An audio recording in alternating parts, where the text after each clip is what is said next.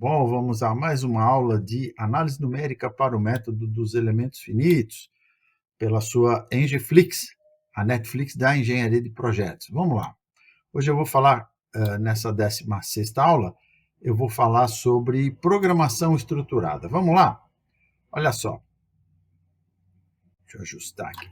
Turma, nos primórdios da computação, nos primeiros tempos, os programadores não davam muita importância aí para que os programas fossem claros e fáceis de entender. Era algo mais ou menos como cada um por si e Deus por todos. No entanto, hoje se reconhece que escrever programas organizados e bem estruturados traz muitas vantagens, tá? Além das vantagens óbvias de se ter um software mais acessível para compartilhar, também ajuda a gerar programas muito mais eficientes. Ou seja, os algoritmos bem estruturados, que são invariavelmente muito mais fáceis de depurar e testar, resultando em programas que levam menos tempo para desenvolver, testar e atualizar. E programas eficientes, né? Que não dão voltas inúteis, tá? E que são, obviamente, mais rápidos. Tá? Daí os cientistas da computação estudaram sistematicamente os fatores e procedimentos necessários para desenvolver softwares de alta qualidade. Em essência, a programação estruturada é um conjunto de regras que desenvolvem os hábitos do programador para alcançar um bom estilo. Tá? Embora a programação estruturada seja suficientemente flexível para permitir uma considerável criatividade de expressão pessoal, né, de cada programador, ou de cada o usuário, né? Não necessariamente o engenheiro ele pode escrever programas, né? Não necessariamente ser trabalhar como programador, né? As suas regras impõem restrições suficientes para tornar os programas resultantes muito superiores às suas versões não estruturadas. Em particular, o produto final é mais elegante e fácil de entender. Tá? A ideia-chave por trás da programação estruturada é que qualquer algoritmo numérico requer apenas 3 estruturas de controle fundamentais: sequência, seleção e repetição. Limitando-nos a estas estruturas, o programa resultante será claro e fácil de seguir. No que segue, nós vamos descrever cada uma dessas estruturas. Para manter essa descrição num formato geral, vamos utilizar aí fluxogramas e pseudocódigo. Então, um fluxograma é uma representação visual ou gráfica de um algoritmo. Né? O que é um algoritmo? De uma forma simplificada, um algoritmo é como se fosse uma receita de bolo, ou seja, uma sequência ordenada de passos que nos leva do ponto A ao ponto B. Tá? Uma definição mais rigorosa é que um algoritmo é uma série de etapas projetadas para alcançar um objetivo específico. Simples assim. Pode ser algo tão básico quanto resolver uma equação de segundo grau ou tão complexo quanto os algoritmos usados em aprendizado de máquina para analisar grandes conjuntos de dados, fazer previsões, etc. Okay? Um fluxograma utiliza uma série de caixas ou blocos e setas, cada uma representando uma determinada etapa ou operação do algoritmo, conforme vou mostrar na figura abaixo, a seguir. Abaixo aí na apostila de vocês, a seguir aqui no vídeo.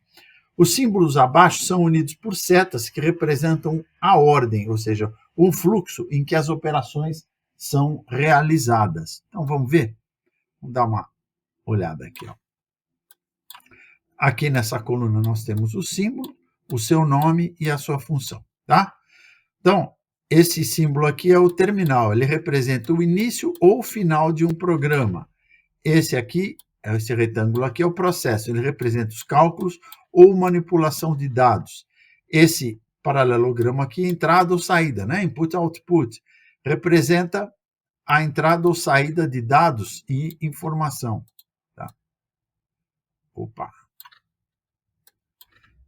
Esse losango representa a decisão, ou seja, o nome é decisão, representa uma comparação, uma pergunta ou decisão que determina caminhos alternativos a seguir. Tá? Esse círculo representa a união, a confluência das linhas de fluxo. Tá? Okay? Esse retângulo acoplado a um triângulo aqui na vertical representa a conexão, ou seja, uma interrupção que continua em outra página. Já esse retângulo adaptado a um triângulo aqui na horizontal representam os ciclos, que se usa para ciclos que repetem um número pré-determinado de iterações. Tá? Cada iteração é cada ciclo que ele cumpre realizando a mesma operação, normalmente com um novo valor de variável ou de variáveis. Tá?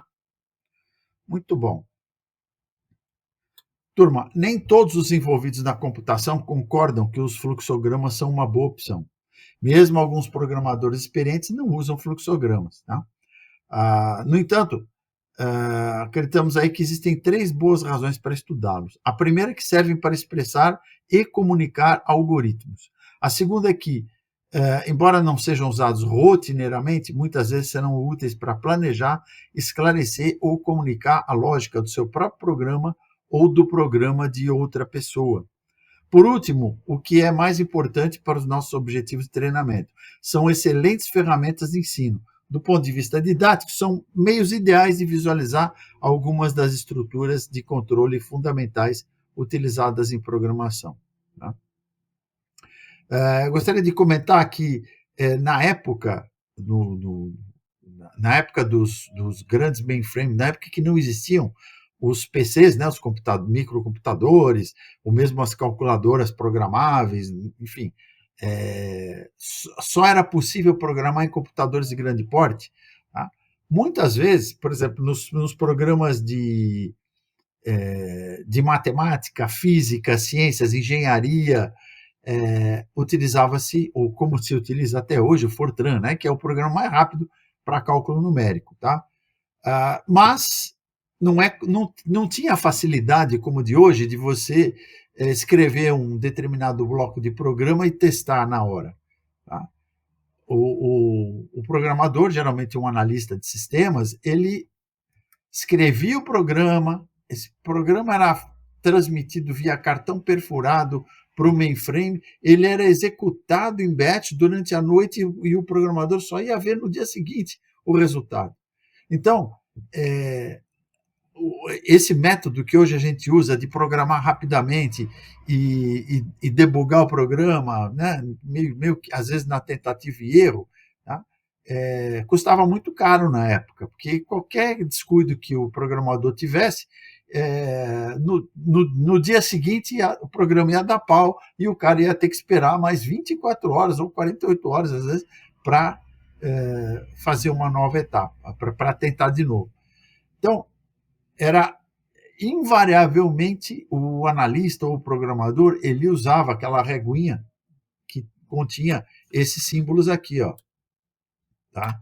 Era uma reguinha, né, que ele usava uma lapiseira, né, e fazia o programa cuidadosamente, estruturava cuidadosamente para não dar pau já na primeira rodada, para no dia seguinte já dar certo. Tá? Então, era muito usado. Agora, a partir dos microcomputadores, das calculadoras programáveis, né, aí relaxou-se um pouco essa questão de usar esses símbolos aí. Né, e aí utilizava-se essa forma aqui que eu vou mostrar para vocês, que é uma outra forma de expressar os algoritmos, que constitui uma ponte entre os fluxogramas, tá, e o código do computador, tá, que são as linhas de código dos programas. É o pseudocódigo. Nessa técnica, a gente utiliza expressões semelhantes às do código em vez dos símbolos gráficos do fluxograma. Tá? Praticamente a gente já escreve o programa com o pseudocódigo. Tá? Então a gente escreve palavras-chave como if, do, input, tá? Em letras maiúsculas, enquanto as condições, etapas do processo e tarefas, a gente escreve em letras minúsculas. Além disso, as etapas do processo serão escritas em formato recuado. Tá? Daí a estruturação. Dessa forma, as palavras-chave formam um sanduíche em torno das etapas para definir visualmente o que cada estrutura de controle abrange. Tá? Uma vantagem do pseudocódigo é que ele é mais fácil de desenvolver, né? É que é mais fácil desenvolver um programa do que com o fluxograma. O pseudocódigo também é mais fácil de modificar e compartilhar com outras pessoas, principalmente pelos recursos que a gente tem hoje, né? De deletar, de reescrever, de sobrescrever, Porém, os fluxogramas, devido à sua forma gráfica, às vezes são mais adequados para a visualização de algoritmos complexos. Tá? A gente vai utilizar fluxogramas para fins didáticos e o pseudocódigo será o principal meio que a gente vai utilizar para comunicar algoritmos relacionados aos métodos numéricos. Quer dizer, normalmente nós vamos utilizar a linguagem de alto nível, quer dizer, muito próxima do idioma inglês, né? Muito próxima da linguagem inglês. Tá? Então, escrever o pseudocódigo, escrever em inglês e escrever o próprio programa é praticamente quase a mesma coisa. Tá bom? Passar do pseudocódigo para o programa é um pulo, é um estalido. Curtam, comentem e compartilhem esse vídeo, tá? Comentem aí, digam o que vocês acham, compartilhem aí com seus grupos. Tá? Para quê? Para que mais pessoas tenham acesso a esse curso de matemática básica. Inscrevam-se no canal e ativem aí o sininho das notificações para saber quando são postadas as novas aulas. Para participar desse curso, turma, juntamente com outros 11 programas de treinamento em projetos de engenharia, entrem aí na descrição do vídeo e cliquem no link da Engeflix. O que é a Engeflix? É a sua Netflix da engenharia de projetos, tá? Que está na plataforma Hotmart. Cliquem também no link do grupo Projetista Raiz no WhatsApp, tá? Que está aí também na descrição, para se comunicarem com a produção da Engeflix e com seus colegas de curso. Tá bom, turma? Então é isso aí, pessoal. Por hoje é só e eu aguardo vocês na próxima aula. Até lá!